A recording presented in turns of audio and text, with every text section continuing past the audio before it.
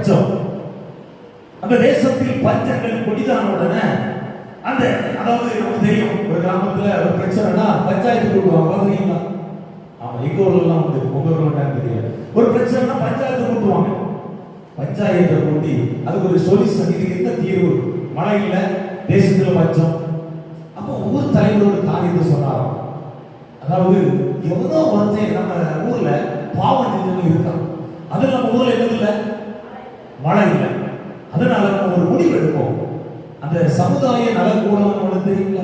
ஆமா, இப்ப அது கல்யாண மண்டபமா இருக்கு. அது வந்து ஒரு நோக்கத்தோடு கட்டப்பட்ட சமுதாய நலக்கூடம் என்பது எல்லாருக்கும் பொதுவானது. யாராலும் அதாவது திருமணம் முடிக்க முடியாதவர்களுக்கு இலவசமாய் கொடுக்கப்படும். அதுதான் சமுதாய நல. ஆனா இப்போ அப்படி இல்லை, வருவாய் தருணம் இதுவே.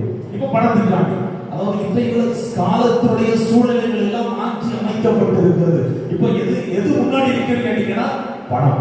பணத்தை தூக்கணும்னால என்ன வேணும்? பணம் இல்லைன்னா நிச்சயமான பணத்தை தூக்கம் வரமாட்டோம். அப்படிப்பட்ட ஒரு காலகட்டம் என்ன செஞ்சிருக்கோம், வாழ்ந்து கொண்டு இருக்கிறோம்ல. கவனிங்க. அப்போ எல்லாரும் ஒரு கமிட்டி போட்டு பேசியாச்சாம், இது என்ன செய்யணும் அப்படின்னா, இரவெல்லாம் அவங்க ஜெபிக்கிறாங்க. ஜெபிச்சுட்டு கடவுளை நோக்கி கொண்டாங்க, ஆண்டவரே யாராகிலும் எங்களிடத்தில் பாவம் செய்வர்கள் இருப்பார்களோ அவர்கள் நீங்க எடுத்துக்கொள்ளும் அப்படின்னு சொல்லி ஜெபிக்கிறாங்க. அடுத்த நாள் திரும்பியும் ஊர் பஞ்சாயத்து கூடுகிறது. அந்த சமுதாய நலக்கூடம் பார்த்தீங்களா, எல்லாரும் அந்த பில்டிங் உள்ள நிற்கிறாங்க. அப்போ அந்த தூரத்தில் ஒரு மரம். இப்ப என்ன அப்படின்னா சொல்றாங்க, யார் பாவம் செய்தார்களோ அவர்கள் அந்த மரத்தின் கீழ் வருகிற பொழுது வானத்திலிருந்து ஒரு இடி விழுந்து அவங்க செத்துப்போம். இதுதான் அவர்களுடைய கோரிக்கை. சமுதாய நலக்கூடத்தின் உள்ளது இந்த இடத்துல சொல்றது, ஒவ்வொருத்தரா பேய்க்கிறாங்க மரத்தடியில. ஒவ்வொருத்தரா போயிட்டு வராங்க. இடியும் விழுந்தது மாதிரி இல்லை, மரம் விழுந்தது மாதிரி இல்லை.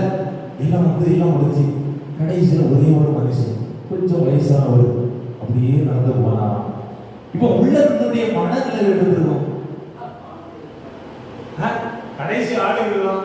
இவன் எனக்கு கொஞ்ச நேரத்துல இவருதான் பாவம்.